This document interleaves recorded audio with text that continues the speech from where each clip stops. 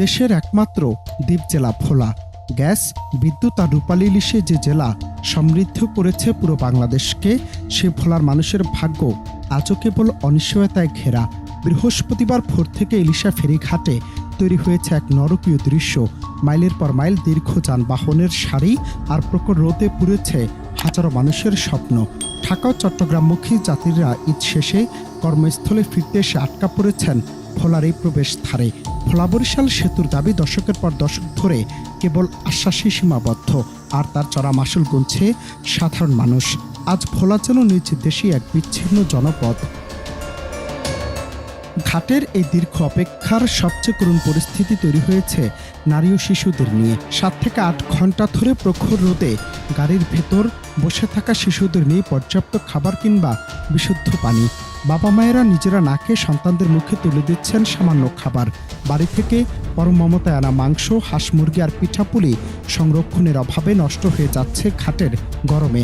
অনেক যাত্রী মরিয়া হয়ে বরফ দিয়ে খাবার বাঁচানোর চেষ্টা করছেন, কিন্তু সময়ের কাছে হার মানছে সবকিছুই। কেবল যাত্রী নয়, ফেরি সংকটের বলি হচ্ছেন ভোলার পরিশ্রমী কৃষকরাও। শত শত ট্রাক ভর্তি তরমুজ ও কাঁচামাল নিয়ে ঘাটে আটকা আছেন ব্যবসায়ীরা। দীর্ঘ সময় দাঁড়িয়ে থাকার ফলে নষ্ট হচ্ছে তরমুজ, পচন ধরছে ট্রাকেই। ব্যবসায়ীদের দাবি, কয়েক কোটি টাকার পণ্য ক্ষতির মুখে পড়েছে কেবল ফেরি চলাচলের অনিয়ম আর জোয়ার ভাটার অজুহাতে।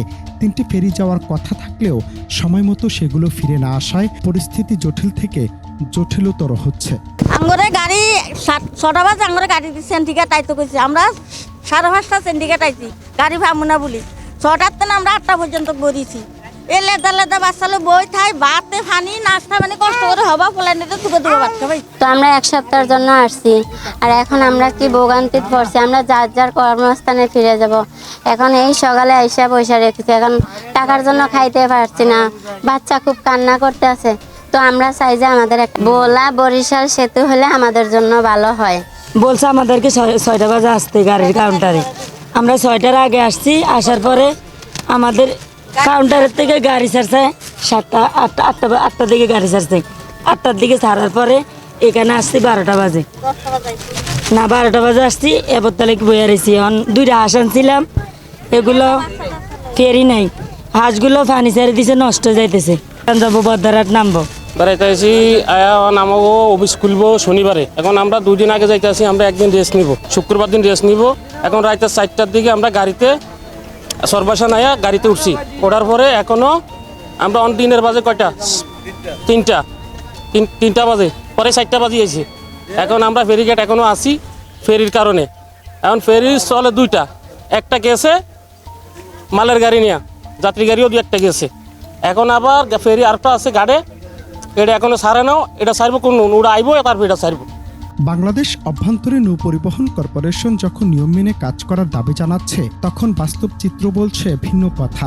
অতিরিক্ত ভাড়া আদায়ের অভিযোগ থেকে শুরু করে জোয়ার ভাটার চিরারচিত অজুহাত সবই যেন জনগণের ভোগান্তিকে উপহাস করছে। ভোলা লক্ষ্মীপুর নৌপথে এই স্থবিরতা কেবল সময়ের অপচয় নয়, এটি একটি জেলার সামগ্রিক উন্নয়নের প্রতিবন্ধকতা। প্রশ্ন জাগে, আর কতকাল ভোলার মানুষকে এভাবে জিম্মি হয়ে থাকতে হবে একটি স্থায়ী সেতুর অভাবে? আর কত হাজার কোটি টাকার সম্পদ মাছ নদীতে নষ্ট হবে? ভোলা থেকে লক্ষ্মীপুরে শুধু নাব্যতা সংগ্রহের কারণে শুধুমাত্র জোয়ারের সময় ফেরিতে চলাফেরা করে। ঈদের সময় যে ঘরমুখী যাত্রীগুলো আসলো, তারা যখন তাদের গন্তব্যস্থলে আবার ফেরত যাবেন, এই যাওয়ার চাপটা হচ্ছে যে আমাদের স্বাভাবিকভাবে আমাদের এখান থেকে চিটং 6 থেকে 8টা পরিবহন যায়। সেখানে এখন পরিবহন সংখ্যা দেওয়া হয়েছে 25 থেকে 30টা। এবং একই সময়ে কাঁচামালের যে তরমুজের যে গাড়ি বিষয়টা আসছে, আমরা আমাদের সক্ষমতা অনুযায়ী গাড়ি পার করতেছি। আমরা প্রতিদিন প্রায় 80 থেকে 90টা তরমুজের গাড়ি পার করতেছি। তরমুজের গাড়ি এখন আমার পার করার ক্ষমতা আছে 80 থেকে 90টা।